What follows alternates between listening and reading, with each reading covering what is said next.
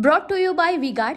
मागील सीझनमध्ये साखर आणि उपपदार्थाच्या विक्रीतून कारखान्याला बऱ्यापैकी पैसा मिळालेला होता आणि म्हणूनच आम्ही FRP शिवाय अधिक 400 रुपयाची मागणी केलेली होती.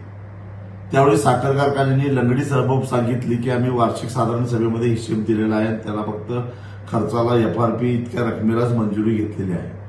पण प्रत्यक्षामध्ये भीमाशंकर, सोमेश्वर, माळेगाव यासारख्या साखर कारखान्याने मात्र जनरल मीटिंगमध्ये ठराव करून अतिरिक्त रक्कम देण्याच्या संदर्भामध्ये ठराव घेतलेला होता आणि त्यामुळे त्या कारखान्यांना FRP पेक्षा जास्त पैसे दिल्यानंतर सुद्धा शासनानं काही विचारणा केली नाही किंवा ऊस दर नियंत्रण समितीनं सुद्धा त्यांना काही विचारणा केली नाही.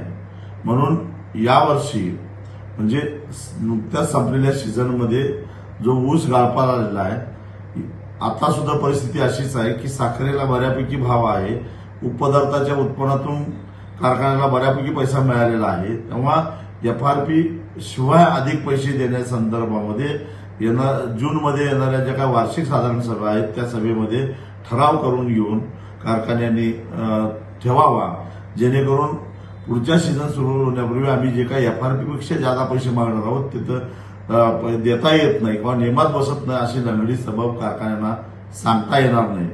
म्हणून साखर आयुक्तांना आत्ताच प्रत्येक कारखान्याला पत्र लिहून तसा आदेश द्यावा आणि वार्षिक साधारण सभेमध्ये तसा विषय ठेवायला सांगावं, अशा प्रकारची मागणी मी साखर आयुक्तांच्याकडे केलेली आहे.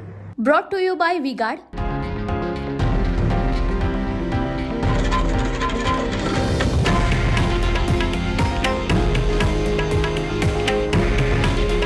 हे आहे देशातील नंबर 1 न्यूज नेटवर्क आणि आपण पाहत आहात TV9 मराठी. काळजी तुमची, हित महाराष्ट्राचं.